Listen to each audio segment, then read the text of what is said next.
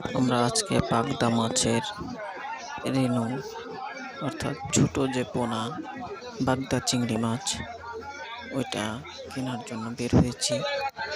আমরা চিংড়ি কেনার জন্য বাজারে পৌঁছে গেছি।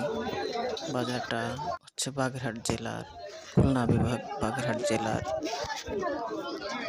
রামপাল থানা ফয়লা বাজার। এখানে চট্টগ্রাম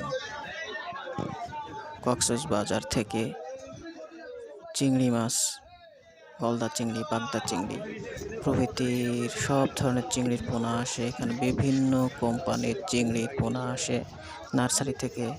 কখনো নদীর মাছ পাওয়া যায়, কখনো সাগরের মাছ পাওয়া যায়, কখনো বিমানে আসে, কখনো গাড়িতে আসে। সে ভেদে মাছের দাম নির্ধারণ করা হয়। আজকে আমরা আমাদের ঘেরে মাছ ছাড়ার জন্য বাগদা চিংড়ি কিনতে এসেছি। আপনাদের ঘুরে ঘুরে বাজারে বিভিন্ন ব্র্যান্ডের যে চিংড়ি মাছ রেনু পোনা পাওয়া যায় বাগদা চিংড়ির, এখানে গলদা চিংড়ির পোনাও পাওয়া যায়। এখানে বিভিন্ন কোম্পানির চিংড়ি পাওয়া যায়। অনেকগুলো আড়ত আছে, সবাই বিক্রি করে এখানে। আপনারা দেখতে পাচ্ছেন যে অনেক লোকজনের ভিড়। এখানে বিভিন্ন মানুষ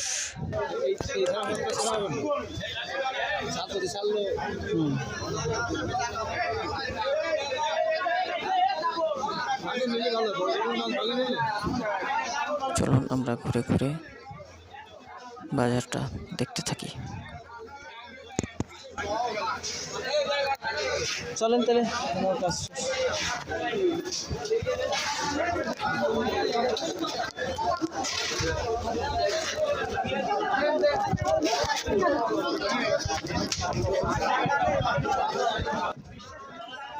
আমরা এখন বাজারের মাঝখান দিয়ে হাঁটতেছি। দুই পাশে অনেকগুলো আড়ত এবং কার্টুনে করা সবগুলো চিংড়ি মাছ। এক একটা কার্টুনে 2টা করে পলি করা থাকে। এক একটা পলিতে প্রায় 10,000 করে চিংড়ির পোনা বা রেনু পাওয়া যায়।